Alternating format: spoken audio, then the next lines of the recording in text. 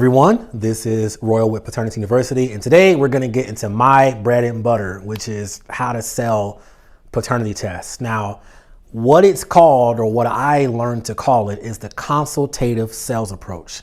Paternity testing sales aren't easy.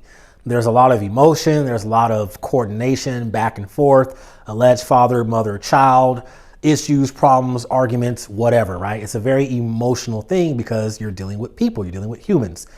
But using the consultative sales approach can help you increase your conversions. In the last video, I talked about the conversion rate. Your conversions are, in the paternity testing business, is all call based. They're going to call and inquire. They're going to call and inquire. So if you get 10 calls and you sell 2 paternity tests off of those 10 calls, then your conversion rate is 20%. Normally, it's about 10%. So 1 in 10 calls that you get, you're going to make a paternity testing sale generally, okay? That's when you're pretty good at the consultative sales approach. So when people are calling about paternity testing, they don't really know what they want. They don't really know what is available. So they're going to ask questions, but some of them you're going to have to pull those answers out of them. You're going to have to ask them certain questions to be able to get to the crux of their pain point. So the first part is, what's their pain point? What's going on? Sometimes they'll call and say, hey, I just found out that I'm pregnant and I need to get a paternity test. Now, most people don't really know that you can get a paternity test when you're pregnant. So then you offer that option. But I'm going to go through the rest of these questions here. So the things that you want to ask them is, when you're talking to them, okay, well, who needs to be tested, or what's going on? Tell me what's going on. Tell me your story. Tell me what happened. All right. That allows them to talk. That allows them to feel relaxed. You get to listen. And you get to start to pull those things from when they're telling a story, okay? So who needs to be tested? Well, you go from the alleged father or child. Now, the next question you want to ask is, before you jump the gun, is the alleged father around? Is he in the same city? Is he willing to be tested? You have to ask those questions, because if not, then you have to go an alternate route, which I go into the course.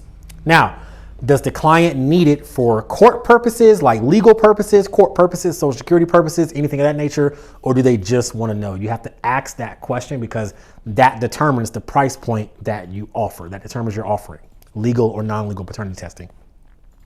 Is the mother pregnant, or is the child born? Remember earlier I said if the mother is pregnant, that is a prenatal paternity test, which is a completely different offering. The average price of those is between $1,400 and $1,600. So that's way different than $200 or $300 for a paternity test, okay? And then how soon are they looking to be tested? You have to ask that. When are you trying to come in? You have to ask that. That lets you determine the necessity. When are they trying to be tested? How soon? How fast they need this done? That determines kind of how you operate as well. Now, the customer is going to ask you some questions. So here are the questions, the top 3 questions that potential clients ask, so that you can be aware of them. Now, they'll usually ask, do we need to come in at the same time? All right. No, they don't. They don't have to come in at the same time. And if they're asking that question, maybe you don't want them to come in at the same time, because they might be arguing in your office, right? So no, they don't have to come in at the same time. You can schedule them for different times. You just tell them, well, the testing of the actual samples does not happen until we have collected both of the samples and we have mailed them both off to the laboratory, and the laboratory has both to actually start the testing. So just keep that in mind.